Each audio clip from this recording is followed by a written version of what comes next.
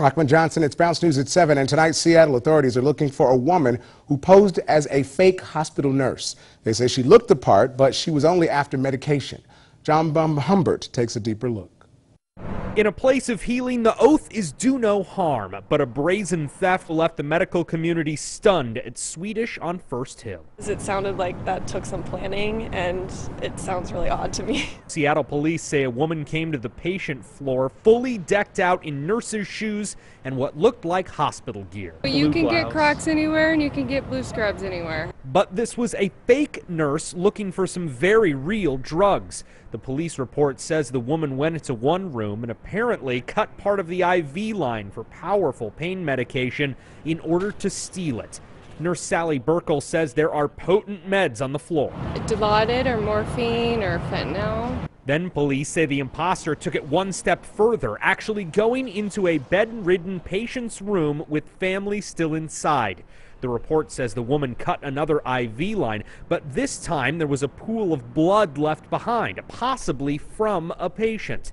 Police say the woman's motives were clear. And either drinking the meds or putting it into a container that, filling a container that she's taking with her. The woman was able to slip out, but police are now reviewing surveillance photos.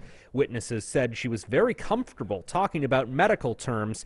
Police say that helped her pull off the bold crime. Walk with an air of legitimacy as they're going about their criminality. A warning that harm can come from any place. I think that most of us are pretty cautious of that. Even a place that should always be safe.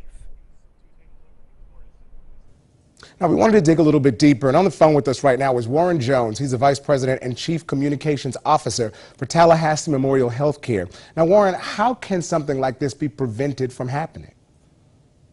Well, communication is a key in something like this, and what we do is make sure that the patients in the room are familiar with who is taking care of them. For instance, a nurse who is taking care of you, who might be leaving at the end of her shift, comes in with the next nurse on the next shift who is going to be taking care of you and introduces that nurse to the patient.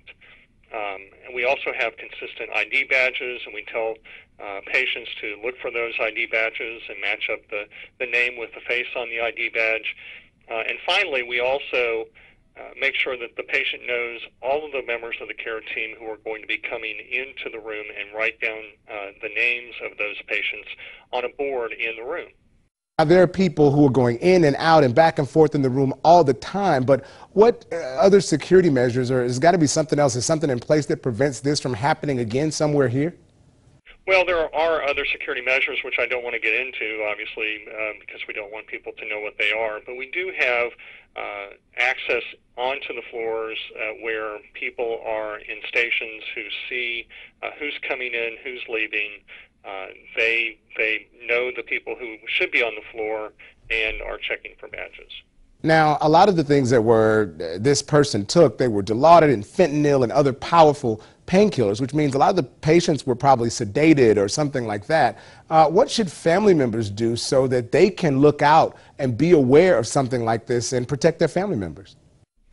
Well, again, always be aware of your surroundings, and unfortunately we're all being told that no matter where we are in our communities. Be aware of your surroundings, be aware of who's around you, and ask questions if you have any concerns. Thank you again for spending some time with us. Again, that's Warren Jones from Tallahassee Memorial Healthcare. Warren, we appreciate that information.